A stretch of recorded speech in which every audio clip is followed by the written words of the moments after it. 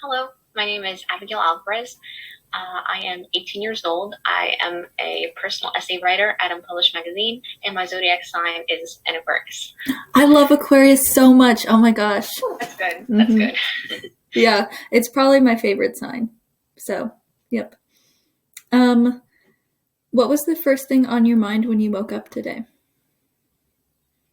First thing on my mind when I woke up today was probably breakfast. I was looking forward to it. Especially when we had sometimes my mom uses leftovers from dinner and she turns it into a really nice breakfast. So we had a pretty good omelet with peppers, onions, potatoes all together, and a couple pieces of ham as well. So I was eager to eat breakfast with the family. That sounds really good. Yeah, I woke up. Usually I don't wake up to the smell of food, but today my mom was cooking and she was cooking chicken noodle soup. I don't think she had the intention for us to eat it for breakfast, but it smelled really good. So, yeah. And that's definitely one of the best feelings to wake up and you're like, yes, the aroma comes. I know. It's amazing. Okay, so tell me a little bit about your biggest dream in the future or where you want to be in the future. I remember being asked this question back in 5th grade. They're like, well, where do you see yourself? Or, what do you want to be when you're older? And I thought it was really funny because when I was younger, I wanted to be a culinary author, which was very specific. That is really specific, especially at a young age. I know. I was like, what was I thinking back then? Because I love to make baked goods, but I also love to be a writer. So I was like, well, this is a fusion of the two. But I remember one of my other friends, he was always a bit more of a sarcastic kind of person, but at the same time, I loved his response. He just put happy. And I was like, that's something I didn't expect from a 5th grader. But I don't know. I've been thinking about that a lot lately when I think about where I want to be and probably my dreams going forward, because I've been struggling with that. Because I think a lot of times people's dreams are a bit more materialistic and I want to be in this job. I want to have this position. I want to have this thing. And of course, I'd like to have certain types of those types of things. To take a trip to, Europe or Asia or South America to, see around the world. Of course, I'd love to do that. But when it comes to dreams, I'm not really sure I have one. I think more so it's to be in a good mental space, because especially with the pandemic, I have not been, and I have definitely taken it for granted in the past, because a lot of the negative thoughts have been more reoccurring because I am in isolation. I don't see many people often. So when I think back to times when I was conscious of my happiness and I felt good in my mental state, my body, my person, I think that's something that I dream of in the future, being comfortable with myself, being comfortable with where I am in life, whatever that may be. I don't know, I could be in college, I could be doing a job somewhere, I could be doing an internship, I could be doing anything, but as long as I'm happy and content with where I am, I think that would be my dream. That's something I'd like to achieve. I love that. Yeah, I feel like our world is really materialistic in our goals, and even when you get things, there's still always, if you're not in that good mental state, and if you don't really appreciate the world and yourself, you're still gonna feel like you haven't achieved what you want to, even when you get to the goals that you've set for yourself. So that's a really good dream to have. Thanks. And so I know that you mentioned, and I absolutely loved the essay that you wrote, or the article that you wrote about your journey with acne, because that's something that I've struggled with a lot too. So do you want to just talk a little bit about that, your journey with acne and how it kind of affected you growing up? Yeah, absolutely. I think writing that essay was very cathartic for me. I think that was one of the best things I decided to do. For a while, I tried to stay away from the topic. It was almost something blatantly obvious on my face. Of course, all my friends knew me growing up with acne, how bad it was. I think, like I mentioned in my essay, a lot of it started back in middle school, but at the time you don't think much of it because a lot of other kids are going through it too. So at the time, think back, I was in middle school, let's say, more so 2014, 15, 16, I believe, during that time period when, we had the whole emo Panic at the Disco Fall Out Boy kind of phase. So I went through that, cut my hair really short, dyed it, band tees, emo stuff. Yeah. So that, that phase on top of having acne was not a good mix for me. But I think what kind of stuck with me is like once I transitioned to high school and I kind of got a little bit out of the awkward phase in my freshman year, I was trying to become a little bit more confident with myself. I was like, hey, new school, new people. Despite having acne, let's experiment with makeup. Let's dabble with makeup. When you're at a young age, and especially before like the rise of like beauty gurus and influencers, you don't really know what you're doing. I did not know what I was doing, and I did not use primer. I did not really use proper skincare. I used like I think one of those like apricot scrubs to get my makeup off, and didn't necessarily moisturize. And a combination of all that, and then also my genetics, because my mom was also on Accutane. My dad had really bad cystic acne as well, and he didn't get the proper treatment for it. So both of them knew what I was going through, and they're like, yeah, we went through it too, but maybe you'll get better. Maybe things will improve a little bit. 9th grade turns into 10th grade. Sophomore year, my acne just was at its peak. It was very bad. My whole skin was inflamed. A lot of it on my cheeks. Like I still have a lot of like scarring and hyperpigmentation today, which I used to cover up with like foundation or sometimes different BB creams. But at the same time, I'm getting better at accepting my skin. But I mean, back then as a sophomore, you're starting to, experiment a little bit with relationships with people. And I remember like feeling the need to put on makeup all the time. I'd wake up in the morning really early for school, a lot earlier than I should be waking up, to apply and then reapply makeup because my skin was dry. The makeup ended up being cakey or patchy, and I'm like, this is not working. None of this is working. And not only did I feel insecure about my skin, but also the way I was applying my makeup. Like regardless of how much makeup I put on, everybody could kind of see through what was going on. And I mean, this kind of mentality, like I remember seeing a post about on Instagram talking about acne anxiety and how it even affects the way you communicate with people. I mean, I couldn't look people in the eye for the longest time. I got bangs, I hid behind glasses, anything to try to distract people from what was going on over here. But even in relationships, I was very scared to kiss a guy because I was worried about him getting that close to my face, seeing the imperfections on my skin, worrying what they were going to say. I had a lot of friends who would say comments who would be like, oh, have you tried like this facial scrub? Have you tried this moisturizer? My skin is like this. Maybe cut out dairy from your diet. And they're all acting like dermatologists. And I appreciate their advice, but at the same time, it is a little belittling because they all have clear skin at this point in high school. And here I am still struggling to try to work through this. After seeing the effects of it, I started to go on Accutane my end of my sophomore year, going into my junior year. If you went on Accutane too, you would know that the first couple months are a little rough. Anybody else who's experienced Accutane could be a little difficult depending on the side effects that you have. Like I had very, very dry skin. My hands would crack and bleed. A lot of different like odd pains everywhere. Of course, like Aquaphor, Cetaphil becomes your best friend. And then junior year, things started to pick up. Like I kind of mentioned before, there was still a lot of scarring and hyperpigmentation left behind. And I was a little concerned and a little dissatisfied at first because I was like, wow, like I got all the way here, but my face is still red, it's still spotted. And that's essentially where I started to adopt the idea of, coining this term of strawberry face.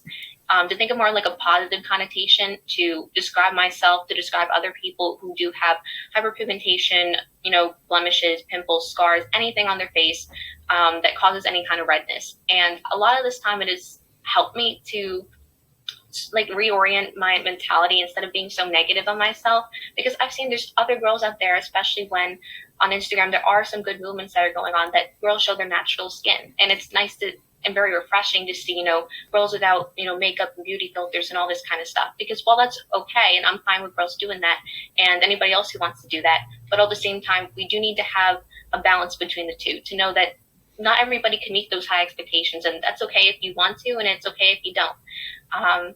And then even like the whole imagery behind strawberries. I mean, I made these strawberries. I know, I love strawberries. They're so cute. Exactly. I just love to go with it. And it's been something that's really made me feel a lot better about accepting my skin. Yeah, definitely. And I actually, I'm a photographer for Unpublished, and so I have to pitch like a couple of photo essays every month. And so this month I pitched one about like doing kind of a photo shoot like barefaced with some of my other friends who have struggled with acne and talking to them about that. And so I started writing the essay. And something that you kind of touched on, but that I remembered that I wrote was like, when you have a secret, you can hide it. And some people can hide it in a way where you don't even know that someone is hiding a secret. But when you have acne and you're trying to hide it as a secret, everyone else can see it. And just so it's just so hard. That's definitely a great way of saying it, because of course you're right. Like if it's more of like a secret, something internal, nobody's going to see it. But acne, you can't go away. And I mean, every time you see a mirror, a reflective surface, it's a constant reminder. It's a constant reminder.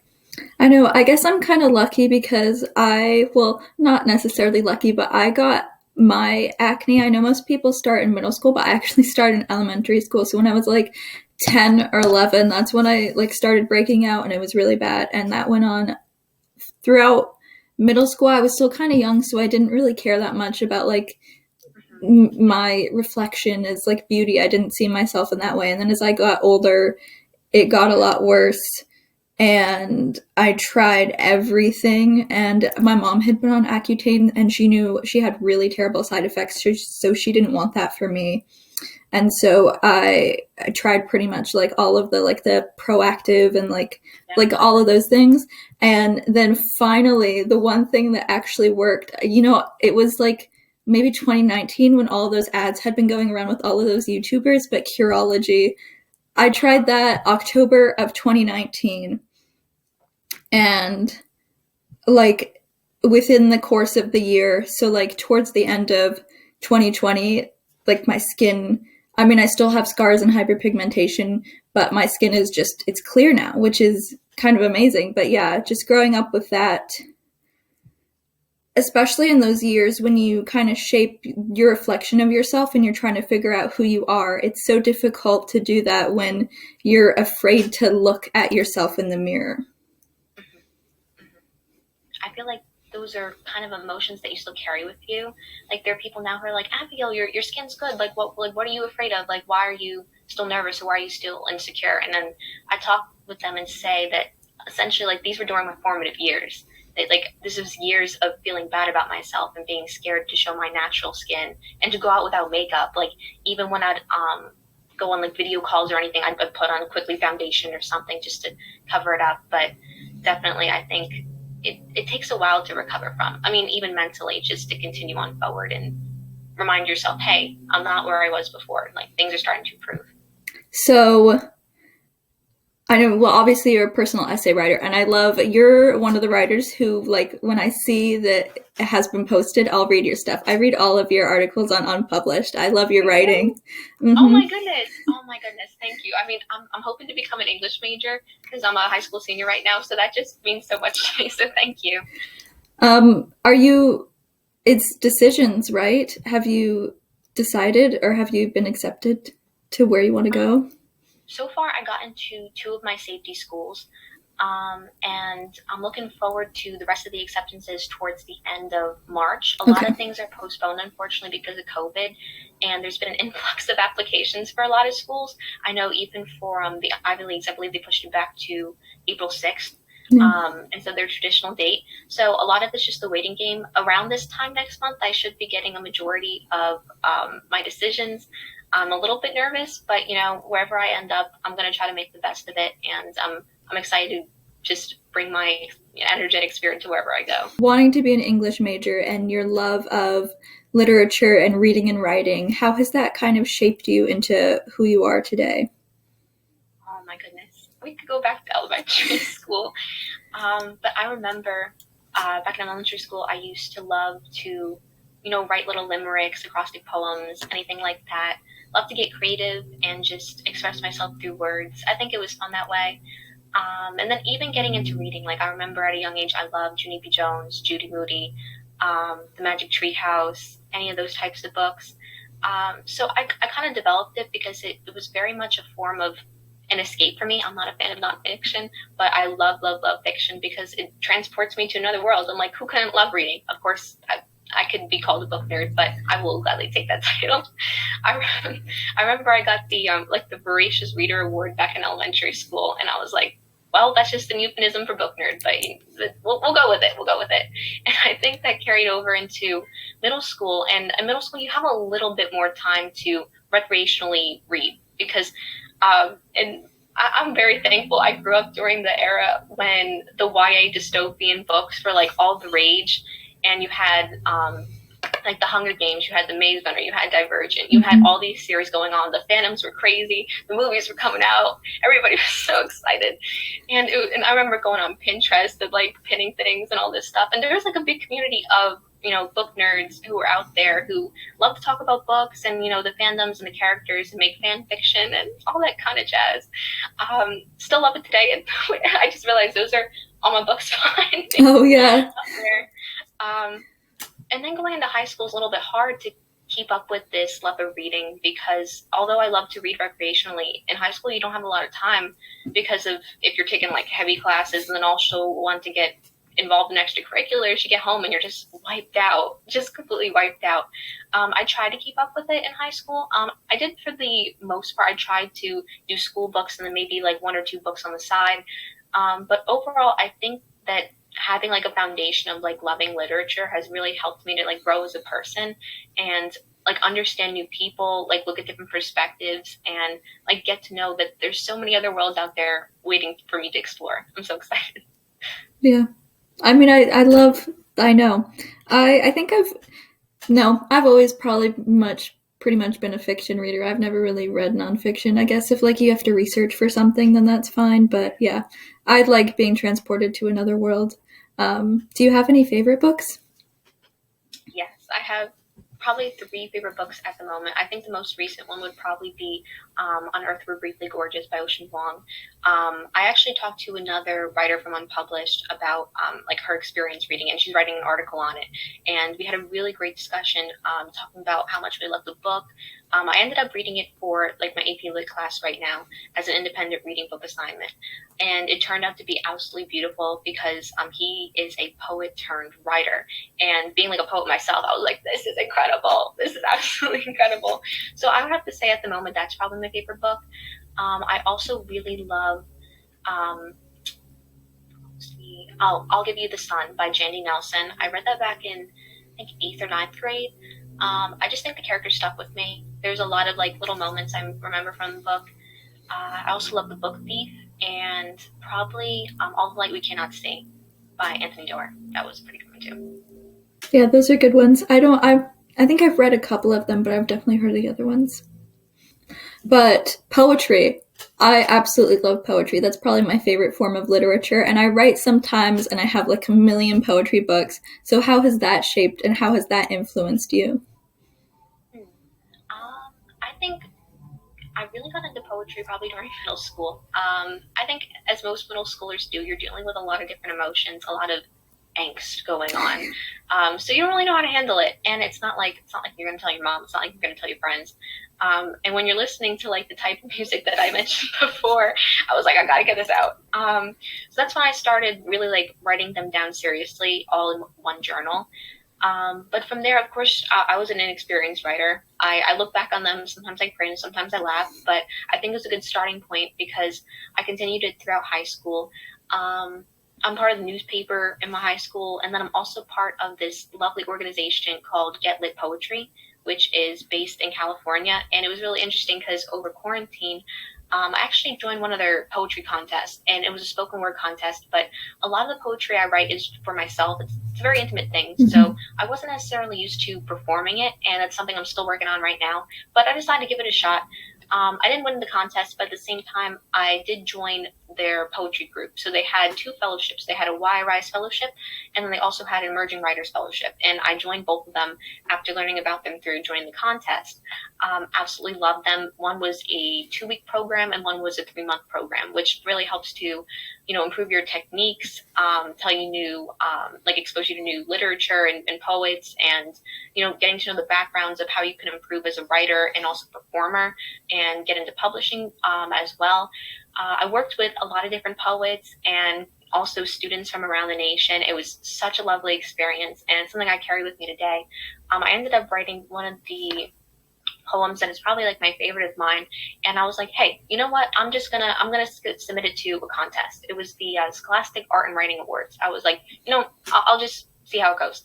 And I was so happy because I submitted 2 poems, and one of them got a gold key, and one of them got an honorable mention. And as a writer, you deal with a lot of rejection, because in my opinion, writing is very subjective. Where some people could be like, "This is lovely. I love this poem. I love this book. This is great," and other ones could be like, "It's not all that. It's all right." So in a way, it was kind of validating. Of course, I'm not going to say this is the peak of my success and this is everything. This is why I write. But it was like the first time I finally realized, great, I'm starting to get somewhere as a young writer. Like this is starting to turn into something that I hope to bring into my future.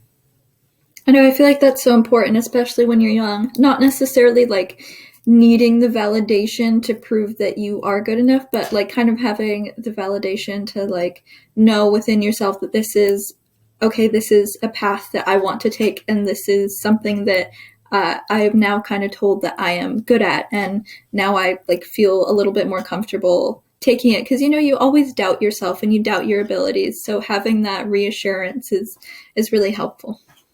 Yeah, I feel like it's very hard for everybody participating in the arts, whether that be like, painting, drawing, writing, dancing, singing, acting, any of those types of things, because there's not necessarily, in my opinion, a big focus or prioritization of kids who want to go into the arts or anything like that. In fact, like I was discouraged from a lot of people because they're like, well, how are you going to make money? How are you going to make a living? What are you going to do? Because of course they're like, well, you could just be an English teacher. You could just be that. But it's not as simple as some other routes you could take for a career where, am I going to be a freelance writer? Am I going to be a publisher? It's like that uncertainty that I think is very difficult, especially when you're getting into higher education and trying to plan out the rest of your life, because you want to do something that makes you happy, but at the same time, it's a little hard in our society in order to make a living that way. It definitely is. And I like what you brought up. It made me think of, so I speak French and I'm continuously learning French. And so one of my dreams is to, because college is so expensive in America, is to go to a university in France. It's crazy how affordable it is. But, I've kind of fell in love with French culture, and one of the really great points that I don't remember what it was, I would think it was a YouTube video, and someone was just talking about the differences between American and French culture, but they said, like, as an artist in America, if you tell someone that you're an artist, they'll ask you, oh, well, how do you really make money? Like, how are you paying the bills? Like, what's your actual job? Whereas if you say that you're an artist in France, they'll be like, oh, that's so cool. Can you show me some of your work? Because in America, we value, monetization and like moving up in the world and being productive constantly. And in France, I feel like they have kind of like a slower lifestyle, and they can value the culture and the arts and everything that it takes to make that. I definitely agree. I see that there's more of a focus on a lot of like STEM programs. I do think that like they're lovely, they're necessary to society, but at the same time, we also do need to pay attention to kids who do want to contribute to the arts, because that contributes a lot to the different cultures, the different people who are in this country. I think it's something we need to really uplift a bit more, because I know some of my friends who want to go into the arts, who want to go into something different, but they're like, well, for the money, I could be going there, and I'm like, but are you going to be happy? Are you going to feel fulfilled? Like, yes, you might have the big bucks. You may be living in a nice house. Maybe I'm living on a shack on the side of the street. I don't know where I'm going to be. But I'd rather live in a shack and write my poems and feel happy and feel fulfilled in that way than perhaps the other way. I mean, that's my opinion and what I'd like to see for my lifestyle.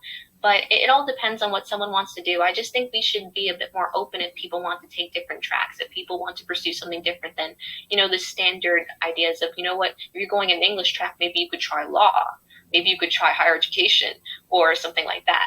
I don't know. In 50 years, what is something that you think you'll be really proud of? Oh, I think in 50 years, I'll be proud of some of the risks I took when I was younger. I feel like up until now, I've been taking the safe route. I feel like a lot of times I've been just doing what I've been told, going through with that, going through the motions. And sometimes I feel like that kind of mentality could lead to you being a bit apathetic. You're just like, okay, I'm just doing what people tell me to do. I'm not really exploring outside of like the bounds of what I consider like my life right now. I mean, of course, it's a little hard because I'm an 18-year-old at the moment. And also there's a pandemic. But at the same time, I feel like in 50 years, I'd like to, travel a lot of different places. I'd really like to, you know, put my writing out there a bit more. I think joining Unpublished was one of the best decisions I made because I was really, really scared about putting my writing out there. I was worried what people would say. I was worried they'd pick it apart. I was worried it wouldn't be received well, or perhaps like no one would read it at all, because I know a lot of people are like, yeah, you want to be a writer, but who's going to be the reader? And that's a good point. I did have to consider that perhaps, yes, it doesn't mean you have bad work, but maybe just people aren't interested or people don't want to read anymore. And I have to come to terms with the fact that maybe I'm not creating for other people, but I'm creating for myself. This is something that I'd like to be doing, regardless if, 100 people read it or just 10 people read it. But I think, let's see, in 50 years, I'll be kind of old, but I'd definitely like to be one of those. I thought about this. I want to be one of those old ladies with a giant garden who, do you know the Green Lady of Brooklyn? I think I've heard of that, yeah. I want to be her, but I want to be purple. I really want to or something like that, because I think like her kind of like lifestyle, just living like a magical, mystical little, happy lifestyle as a little old woman, I think would definitely be fun. I don't want to lose my passion for writing. I also don't want to lose my resilience. Like I keep going, whatever's been going on, and I'm really happy I made it up to this point thus far, and I hope to be happy and content with that when I'm like 60 something, 70 something. Yep. I think something that I thought about doing when I was a lot older was becoming a professor. First of all, because I love the academia aesthetic and I would love to be a professor at like a castle school somewhere in the UK. That sounds great. But also because I would absolutely love to teach people and inspire people with what I love. And yeah, I just think that's lovely. Mm-hmm. I've considered that as well, because I was saying like when I'm older, because I know it does take a pretty long process to get to that point in my life. But I also love the idea of like impacting other people's lives and like still being in like an academic field and like nourishing my brain and like learning new things from different people. And I could talk with fellow professors, I could talk with fellow students, like to have like a community of people. Like if I were to be like an English professor or something like that, like I'd love to continue that for the rest of my life. Like I have two English teachers in my life right now who they're high school English teachers, but let me tell you, I believe that like I will carry them with me throughout the rest of my life. Like they had that much of an impact on me because of their lessons or funny jokes they've said or things we've done in class to really make sure that we're, intertwining our lives with English and seeing like this beautiful thing come out of the synthesis of that. No, absolutely. Me too. I have so many teachers that like I've told myself that when I'm older and I come back to I'm from San Diego. So when I come back to San Diego, if they're still living here, I'm like going to call them up and be like, "Hey, do you want to have a cup of coffee and chat?" Because I mean, it's crazy how much teachers can have an impact on you. Mm-hmm, mm-hmm. What's a good change that you've seen in yourself recently? Oh, goodness. Well, this is going to be a heavy topic. Um, I think for a while I have struggled with anxiety. I started going to therapy back in 8th grade or so because, like as I mentioned before, middle school was just so wild ride for me. So going into like 8th grade, 9th grade is when I was like, hey, you know what? I kind of need some help. Um, and really like accepting that part of myself, and instead of pushing it away, I was able to see a therapist and work on that part of myself for a little bit. And then I stopped going to therapy because I was like, oh, I'm okay, right? No, unfortunately. I remember my sophomore year when I started to end going to therapy, a lot of stuff happened all at once. A lot of different parts of my life just came crumbling down with family issues, a death in the family. I told you like self-image issues. And for like a little bit, I didn't want to go back to therapy because I was like, I thought I was on good track. I don't want to go back because it means something's wrong with me. That was my prior mentality. So I kind of tried to work through it throughout the rest of high school until quarantine rolled around again, and I was like, ooh, I feel myself regressing to the person I was back then. And this time, I mean, after I, you know, had a discussion with myself and also my guidance counselor, who gave me pretty good guidance, he was like, sweetie, I think you should go back to therapy. And I was like, I mean, after hearing that from another person and him talking about how I shouldn't be ashamed to go back and work out some of the issues, I decided to go back. During the pandemic, I did like teletherapy. And I guess through teletherapy, it's a little weird because it's like a FaceTime with a medical professional who is supposed to listen to your problems. So it took a little bit of adjusting, like to get used to. But I think once I started talking about my problems, working them out, like having an outlet to really, express myself without worrying about, oh, am I burdening someone? Am I annoying someone? Am I scaring someone? Was something that was really useful.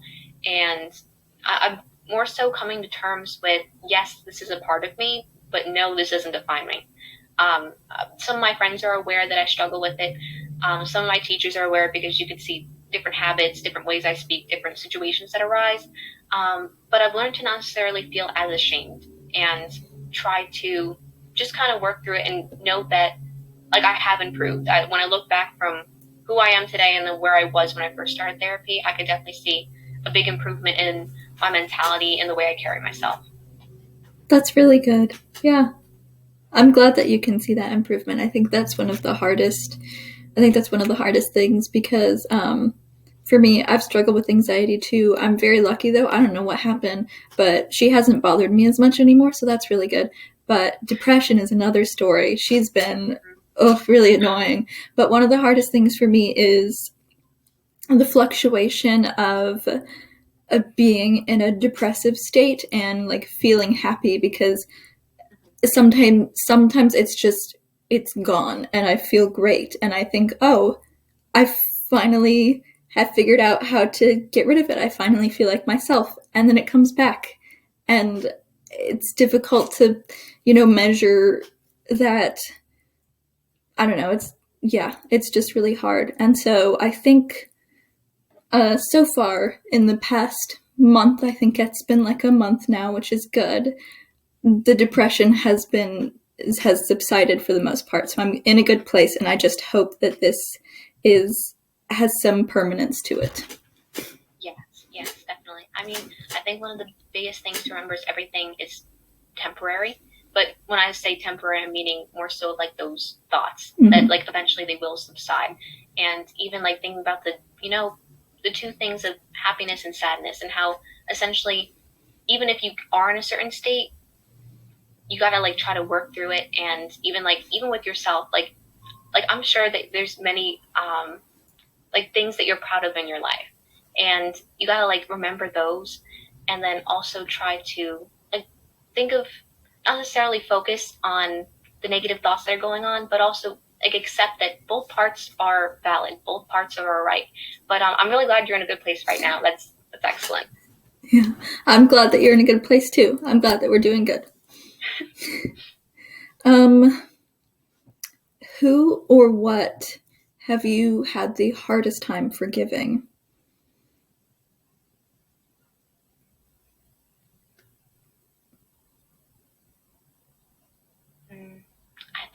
I think I had. My mom always tells me how I'm my own worst enemy, and how a lot of the stuff that goes on, a lot of it's in my head, where it's like me putting myself down. I remember I wrote about this before, where I think it's more so like forgiving myself for being, man, I've done some terrible things to myself, especially looking in the mirror or even looking inside my head when it comes to my faults or any of the things that would make me less of a person. I'm not saying that I don't know, it's more so like accepting that I'm human. It doesn't, I realize that my flaws don't make me less of a person, but they just add more so to my humanity, if that makes sense. Where I'm come to, like I mentioned before, like more so accepting myself and being less apologetic with like how I present myself and how I put myself out there to others and, go out into the world. I think it's something I'm still working on, because here I am like at the end of high school, and it's kind of weird now looking back on everything, because you could see everything in like a pattern and you could fit everything into a year. Oh, this is first grade, this is second grade, this is my middle school, this is my high school year. And you see this weird like fluctuation between like progression and regression. But I think it's more so when you get older and you reflect back on it, that you don't feel as bad for the things that you've done, or at least speaking to yourself. Because when I would, like, a lot of times I'd hate parts of myself. Like I'd have a lot of insecurities. Maybe some of the bullying didn't necessarily help with that, but it's more so me absorbing all this like negative energy from other people and internalizing it. I was like, oh, it is true. Like, a lot of kids used to bully me for my eyebrows. Yeah. And before, like when we were younger, like more so thin eyebrows were kind of the thing. So to have like thick eyebrows and then also like kind of a unibrow in the middle, didn't necessarily help when I was a bit younger. Fortunately, thick eyebrows have made a comeback. I'm very fortunate for that. But it took a lot of time, because I think everybody has that one experience from like elementary school where a little kid said something mean and it sticks with you for the rest of your life. Because like I remember people used to call me bushy brows or like caterpillars or any other kind of stuff, like mean stuff with my eyebrows. But when I got older, I was like, you know what? They can be beautiful. And like not only is that society like shifting, being like, hey, like thick eyebrows for the win, but it's also me being like, hey, you know what? If I like them and I like them this way, I shouldn't have to worry about, other people calling me that. And I shouldn't have to worry about me hating myself because of that part of me. That was worded so wonderfully. Thanks. I feel like there's a important time in your life when you're in those like teenage years of loving yourself and realizing that you're worth something and you're worth what you want rather than what people want of you. And so I went through that, and it took a toxic friendship to pull it out of me, but I'm so glad that I feel like those experiences really instill you with wisdom, and that's how you grow. So I can only look back on things and be grateful for what happened. Yes. Even though you spoke about toxic friendship, I think it's almost like even like the good experiences and the bad experiences, regardless of however they are, they always provide wisdom for the future, and also great writing points. I feel so bad about looking back on my acne journey for a while. Like I hated the part of myself. I didn't want to talk about it, but I'm like, you know what? I could talk to other people about it. I could finally like express myself. I could like release it and put it out there and feel good about not necessarily like concealing this, thing that's been part of my life for a while. Yeah. Mm-hmm. I know, and I feel like there's so much you feel when you're going through those experiences and you have those emotions and feelings. It feels like it's all yourself and it's all like the weight of the world is on you. But then when you have that courage to like share your emotions in any form with other people, you realize, oh, I'm not alone. People have gone through the same thing, and it's a very welcoming feeling. Mm-hmm. I think one of the biggest things I've been trying to focus on a bit more during the past years were like emotional vulnerability, because for a while, like I mentioned before, I went to therapy. I did not want to open up. And then I was thinking to myself, well, what's the point that I'm here if I don't want to talk about my issues? But even like that emotional vulnerability comes with your friendships. It comes with being very honest. Like if something's not going well or something just feels a little askew, I used to just carry on with it, maybe send a meme, see if they're still doing all right, if like everything's okay. But I think what I've learned is to more so say like, hey, like I'm feeling this right now. Like, how are you feeling with this? Could we talk about it? Could we have a discussion? Like, I'm sure my friends dislike the amount of times I FaceTime them. But I got an iPhone like about a year ago for the first time, so I was like, FaceTime, and I just prefer face-to-face interaction and like conversations with people as much as we can do in this environment. But that's something that I just think is very important, very vital to like growing within yourself, and then also growing in the relationships you establish with other people. Yep. That was worded again so wonderfully. I can tell that you're a writer. Thank you. Something that I really like to do is remind myself of my strengths. So would you like to do that? Maybe talk about some of your greatest strengths or your greatest one? Okay. Greatest strengths. I feel like a lot of these questions are giving me flashbacks to college essays. I'm like, oh my god. Oh, no. But let's see, greatest strengths. I think that would have to be creativity. I feel like there's very much a lack of creativity in our society today, because there's almost like a pressure for conformity, and sometimes we don't even realize we're conforming. But I think it's great to like go the more like unconventional or non-traditional route to different types of things. I feel like I've been able to carry this like creative spirit to me in like art. Like I love to make polymer clay earrings or figures or different pins. I think that's really fun. Like styling. I mean, even when it comes to writing, like I love creative writing. But I've also learned to like fuse together creative writing with like nonfiction writing, which I've been able to do with personal essays. But also, it's a great opportunity to use in my like MLA formatted English essays, because sometimes your introduction gives you a great opportunity to even figurative language, some like really like powerful diction and all this kind of stuff going on. And yes, my teacher calls it a stylistic risk. So like as I mentioned before, like I think I was talking about another question.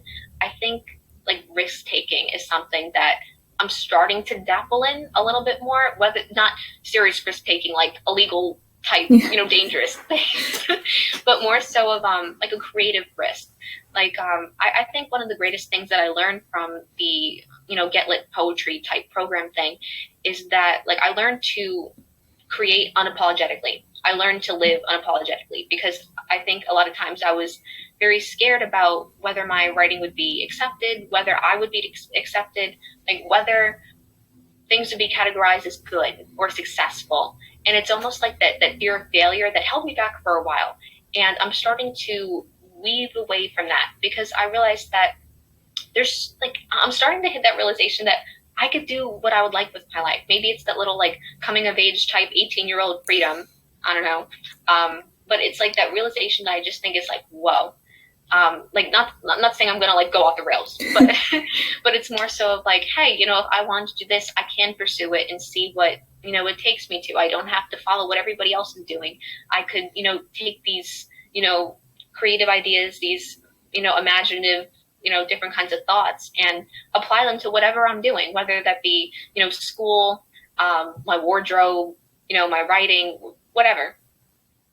I love that. Yeah. I forget that, like, when people ask me what my greatest strength is, I don't know, I feel like I have to answer in terms of, like, something that is, like, a measurable strength almost.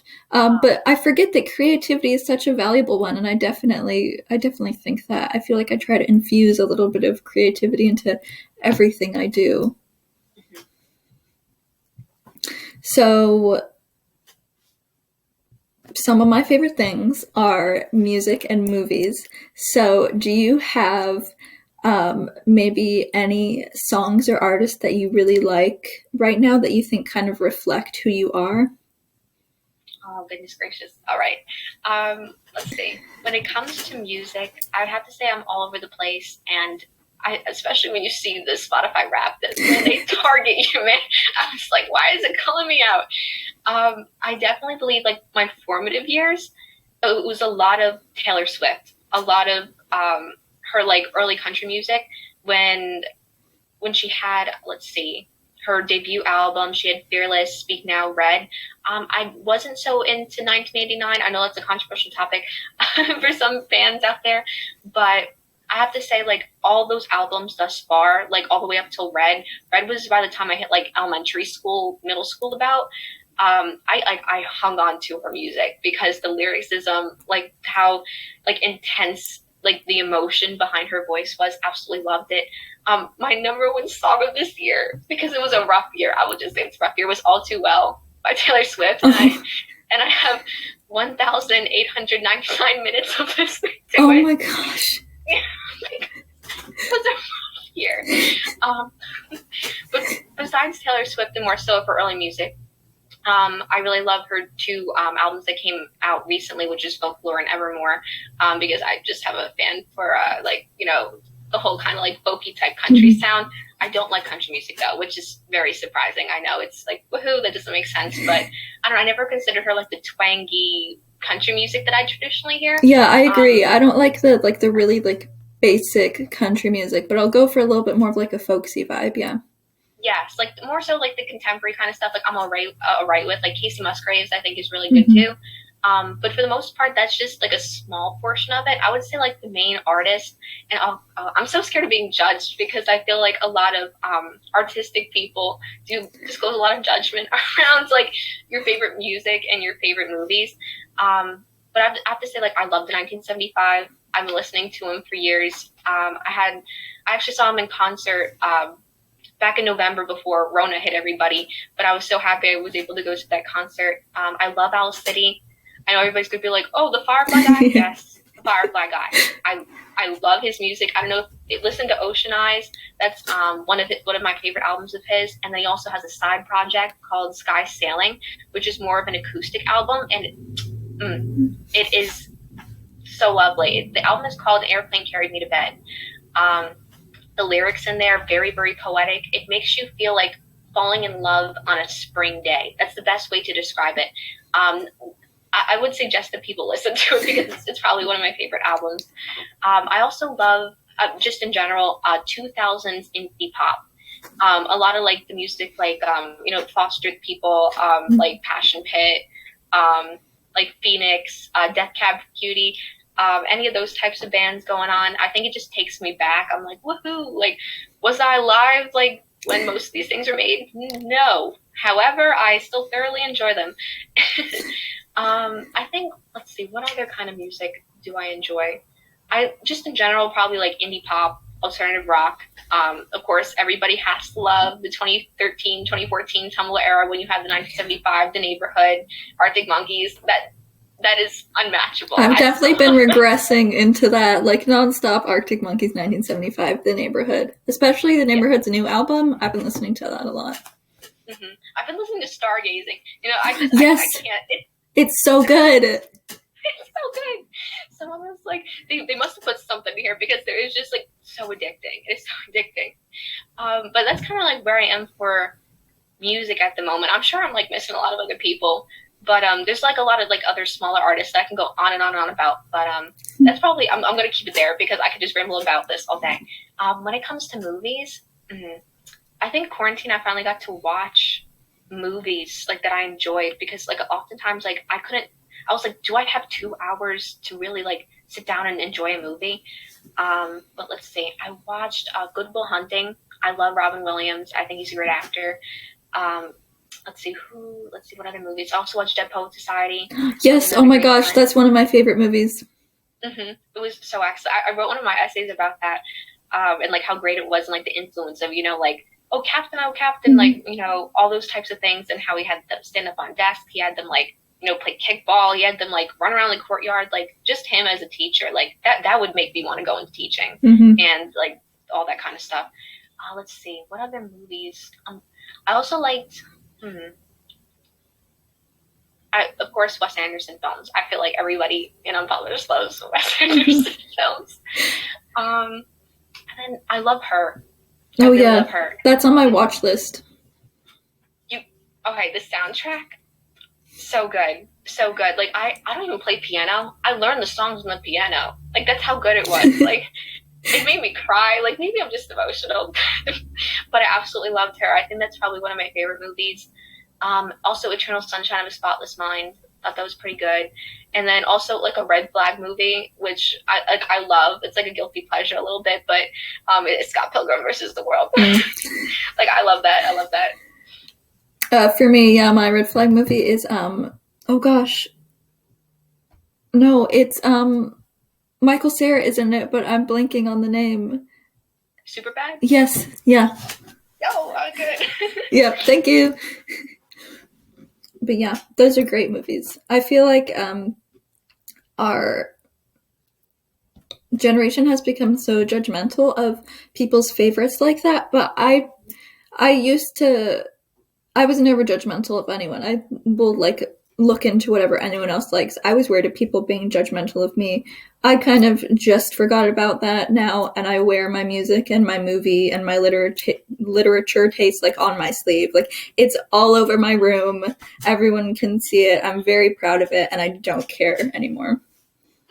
I think it's really difficult though when sometimes I see like these really like niche memes. Like there's like meme accounts out there who like call out certain people for listening to certain albums or watching certain movies. I'm like, oh my god, like, and sometimes they're accurate. They are, I know, and I'm like, really, you done me like that? What is one thing that you think the world really needs to hear right now? Oh my goodness, right now I believe empathy. I think hands down empathy. I think it's something we take for granted and something a lot of people forget that is a very valuable trait to have. And I think empathy comes on a small scale and a very large scale because you see there's a lot of tension going on. These unprecedented times have really taken over a lot of our youth. And it's hard during this developmental period when we're trying to process ourselves and who we are, and there's so much discourse going on. But empathy can come in very small parts, like I mentioned, where it could just be, your friends maybe hasn't texted you for a while. They talked about how they're not in a good mental state, and it could just be reaching out and saying like, hey, like I know you might not want to talk right now. That's okay, but I'm going to stop by with cookies, or whenever you feel comfortable, I'm going to talk with you, and we could just schedule like a little phone call or something like that. I think just subtle reminders to remember that everybody's in different spots right now, and that's totally okay. And even empathy between, I think there needs to be a lot more between like people who aren't necessarily as affected by the pandemic and people who are. And when I'm talking about that, I'm also talking about like more so like the inequalities that a lot of this pandemic has shown and brought to light, which I do think is a positive thing because we realize and recognize that there are problems, but also this recognition of these issues allows us to really progress and move forward, because I think we're heading in a positive direction, regardless of the chaotic things that have been happening, because I can't wait to have to explain this all to my kids when I get a lot older, that like we lived through these times. But I think it's great to see that, despite like the conflict, despite a lot of the tension, that essentially we're sparking a dialogue. We're able to communicate with each other, build connections, and see, okay, why do you think this way? Why do you think that way? How could we merge the two? How could we try to fix these problems that are going on? But again, I think at the root of it lies empathy and remembering that like we're all human beings, and really to like make sure that we move humanity forward, not backward.